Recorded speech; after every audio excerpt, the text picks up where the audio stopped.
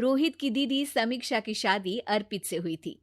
रोहित 20 साल का था, जो कि अपना पूरा दिन मोबाइल पर ही निकालता था। कभी पबजी खेलता तो कभी यूट्यूब चलाता। एक दिन अर्पित और समीक्षा समीक्षा के मम्मी पापा से मिलने आते हैं और देखते हैं कि रोहित मोबाइल से हटने को तैयार ही नहीं है। अरे रोहित, तुम्हारी तो आईआईटी की परीक्षा है ना? तुम तैयारी नहीं कर रहे हो परीक्षा की? वो सब तो मोबाइल पर ही हो जाएगा। ये देखिए, ये है गूगल। इससे जो भी पूछो वो सब बता देता है। तो आखिर कागज क्यों बर्बाद करूं? अरे पर तुम इन प्रश्नों की तैयारी बिना लिखोगे कैसे? उसमें क्या है, ये देखिए नोटपैड, बिल्कुल कॉपी जैसा है, इसी पर कर लूंगा। हम जब तुम्हारी उम्र के थे तब हम दोस्त मिलकर प्रश्न हल किया करते थे।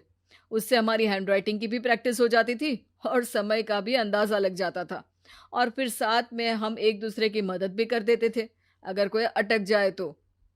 आपका जमाना अलग था जीजा जी, अभी जमाना फास्ट और स्मार्ट हो गया है। जमाना क्या, अब तो फोन भी स्मार्ट हो गया है। समय के साथ बदलना पड़ता है जीजा जी। अब बस भी कीजिए आप, हर चीज को लेक्चर में बदल देते हैं। रोहित अच्छा कर लेता है परीक्षा में। इतने में अर्पित के सास ससुर जी आ जाते हैं हॉल में, और अर्पित इस बारे में बात नहीं करता। हालांकि अर्पित को लगता तो है कि पूरी तरह मोबाइल पर लगे रहना सही नहीं है, पर वो इस बात को और नहीं छेड़ता। ऐसे ही 2 दिन निकल जाते हैं। समीक्षा, मुझे काम से फोन आया था, मुझे वापस काम पर लौटना पड़ेगा। पर हमें आए हुए तो 2 ही दिन हुए हैं, अभी चले गए तो माँ और पापा को अच्छा नहीं लगेगा ना। अच्छा ठीक है, तुम रुक जाओ, मैं काम खत्म करके फिर लौट आऊंगा। एक काम कीजिए ना, परसों रोहित भी परीक्षा के लिए निकलेगा, आप उसी के साथ निकल जाना। दोनों वैसे भी बात नहीं करते, साथ में जाएंगे तो हो सकता है आप लोग आपस में बातचीत भी करने लग जाओ। आह, ठीक है, मैं काम को 2 दिन टाल सकता हूँ। उसी रात जब सब खाना खाने बैठे थे, तो अर्पित अपने जाने की खबर बाकी लोगों को बताता है। मुझे काम के लिए वापस जाना होगा। अरे बेटा, पर अभी तो तुम आए हो, इतनी जल्दी चले जाओगे? नहीं माँ जी, समीक्षा यहीं रहेगी और मैं जल्दी काम खत्म करके वापस आ जाऊंगा। अब ठीक है, काम भी जरूरी है। वैसे कब निकलोगे बेटा? 2 दिन में। मैंने सुना है कि उस दिन रोहित को भी परीक्षा के लिए जाना है, तो कल मैं दोनों की टिकट करा लेता हूँ बुक। मेरी टिकट रहने दीजिए जीजा जी, मैं तो फोन से ही करवा लूंगा। हाँ, पर कोई दिक्कत हो गई तो? अरे कोई दिक्कत नहीं होती जीजा जी, फोन सब कर सकता है।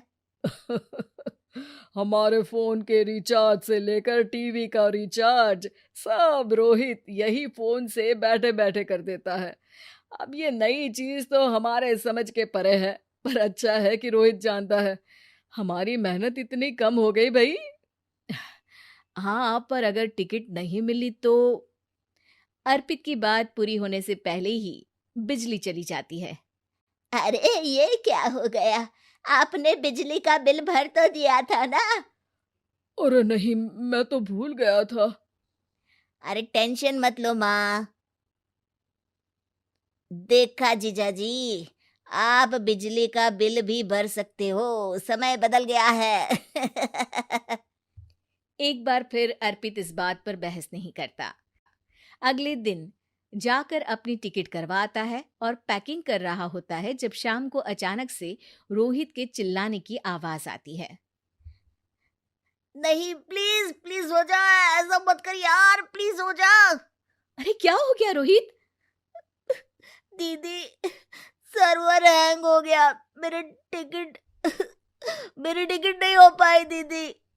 क्या मतलब टिकट नहीं हो पाई? इतने में वहां रोहित के मम्मी और पापा भी आ जाते हैं। अरे क्या हो गया? माँ, मेरा टिकट नहीं हो पाया, सर्वर डाउन हो गया। अरे पर तूने तो बोला था कि हो जाएगा। हो जाता है, पर अब क्या करूं, ये क्या हो गया? अब कल की तो कोई बस भी नहीं है, ना ही अब टिकट मिलेगी ट्रेन की कल के लिए। मुझे तो कोई रास्ता नहीं दिख रहा। अब फिर लगता है मेरा ये साल बर्बाद हो जाएगा। घर पर एकदम से दुख का माहौल छा जाता है और सब रोहित को डांटते हैं, पर इतने में अर्पित वहां आ जाता है। आप सब रोहित को क्यों डांट रहे हैं? आपने ही तो उसे बढ़ावा दिया था ना। लेकिन इसकी लापरवाही के कारण इसकी परीक्षा छूट जाएगी। इसने तो हमसे कहा था कि टिकट हो जाएंगे।